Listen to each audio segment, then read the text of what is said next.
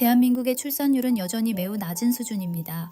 2023년 우리나라의 합계 출산율은 0.72명이었습니다. 이후 2024년에는 0.75명 수준으로 소폭 반등했고 2025년에는 다시 0.8명대를 회복할 가능성이 언급되고 있습니다. 그러나 여전히 인구 유지 기준인 2.1명에는 한참 미치지 못하는 상황입니다. 특히 0.7이라는 숫자는 전쟁 같은 특수한 상황을 제외하면 인류 역사에서도 찾아보기 어려운 충격적인 수치였습니다. 오늘날 세상은 결혼과 출산을 선택이라고 말합니다. 결혼하지 않아도 괜찮고 아이를 낳지 않아도 된다고 말합니다. 실제로 독신과 만혼은 너무나 자연스러운 문화가 되었습니다. 하지만 그리스도인의 기준은 세상의 분위기가 아니라 하나님의 말씀이어야 합니다. 성경에서 하나님께서 친히 제정하신 대표적인 제도는 가정과 교회입니다. 그리고 하나님께서 가장 먼저 세우신 제도가 바로 결혼입니다. 창세기 2장 24절은 이렇게 말씀합니다. 이러므로 남자가 부모를 떠나 그의 아내와 합하여 둘이 한 몸을 이룰지로다. 그런데 하나님께서는 결혼 제도를 세우시기 전에 아주 중요한 말씀을 먼저 하셨습니다. 사람이 혼자 사는 것이 좋지 아니하니 내가 그를 위하여 돕는 배필을 지으리라. 여기에서 좋지 아니하다 라는 표현은 단순히 외롭다는 뜻이 아닙니다. 원어의 의미에 더 가깝게 말하면 선하지 아니하다, 곧 옳지 않다 라는 의미입니다. 즉, 사람이 혼자 살아가는 것은 단순한 취향이나 선택의 문제가 아니라 하나님께서 원래 의도하신 모습이 아니라는 뜻입니다. 하나님께서는 그냥 여자를 창조하시고 결혼시키실 수도 있었습니다. 그런데 굳이 사람이 혼자 사는 것이 좋지 아니하다 라고 먼저 말씀하신 뒤 여자를 창조하시고 두 사람을 결혼하게 하셨습니다. 이것은 결혼에 대한 하나님의 분명한 의도를 보여줍니다.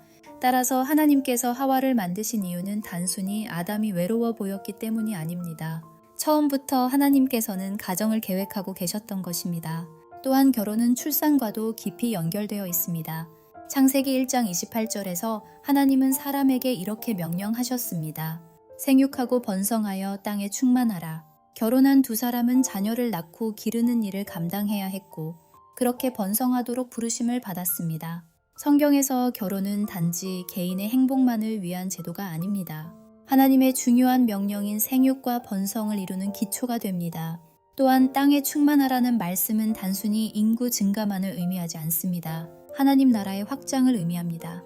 그래서 웨스트민스터 신앙고백서 24장 2절은 하나님께서 결혼을 제정하신 목적 가운데 하나가 교회의 확장이라고 가르쳐줍니다. 그런데 오늘날 교회를 보면 세상과 크게 다르지 않은 모습도 보입니다. 교회 안에서도 결혼을 미루거나 기피하는 경우가 많아졌습니다. 물론 현실적인 어려움이 있습니다. 경제적인 부담도 있고 미래에 대한 불안도 있습니다. 청년들의 형편을 무시해서는 안 됩니다. 하지만 동시에 우리는 교회가 세상의 가치관을 너무 많이 닮아가고 있는 것은 아닌지 돌아볼 필요도 있습니다. 하나님께서 결혼을 왜 제정하셨는지, 왜 가정을 중요하게 여기시는지를 생각한다면 어려움 속에서도 하나님의 뜻을 붙드는 것이 신앙이기 때문입니다.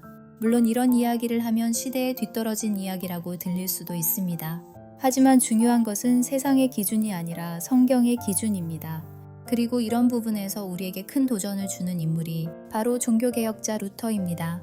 많은 사람들은 루터를 이신칭의만 외친 사람으로 기억합니다. 하지만 루터의 중요한 업적 가운데 하나는 결혼과 가정의 회복이었습니다. 루터가 살던 중세시대는 결혼과 성을 매우 부정적으로 바라보았습니다. 독신의 삶이 결혼한 삶보다 더 거룩하다고 생각했습니다. 특히 사제와 수녀는 절대로 결혼해서는 안 된다고 여겼습니다. 심지어 당시에는 이런 미신까지 있었습니다. 사제와 수녀가 결혼해서 아이를 낳으면 괴물이 태어난다. 그만큼 결혼 자체를 왜곡된 시선으로 바라보던 시대였습니다. 그런데 루터는 성경을 깊이 깨달으면서 생각이 완전히 달라졌습니다. 결혼과 가정은 하나님께서 주신 거룩한 제도이며 부모가 되어 자녀를 양육하는 것은 그리스도인의 중요한 소명이라는 사실을 발견하게 된 것입니다. 그리고 결국 루터는 42세의 수녀 출신 카타리나와 결혼했습니다. 당시 사람들에게는 엄청난 충격이었습니다. 오랜 세월 동안 사제와 수녀는 결혼하지 않는 것이 당연하다고 여겨졌기 때문입니다. 하지만 루터는 세상의 시선보다 하나님의 말씀을 더 붙들었습니다. 그렇게 루터는 3남 3녀의 자녀를 낳고 가정을 이루며 살아갔습니다. 그리고 당연히 괴물은 태어나지 않았습니다. 루터에게 결혼은 단순한 선택이 아니라 신앙이었습니다. 목숨을 건 믿음의 결단이었고 하나님께서 세우신 질서를 붙드는 일이었습니다. 오늘날 우리에게도 이런 믿음의 용기가 필요하지 않을까요? 세상은 계속해서 독신과 만혼을 조장할 것입니다. 하지만 그리스도인은 세상의 흐름만 따라가는 존재가 아니라 성경의 가치관을 붙드는 사람이어야 합니다.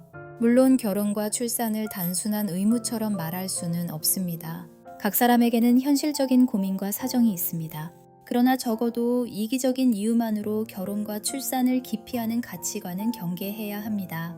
주님께서 주신 젊음의 때에 결혼하여 언약의 자녀를 얻고 젊음의 힘이 있을 때 자녀를 양육하겠다는 거룩한 가치관을 어릴 때부터 세워가야 합니다.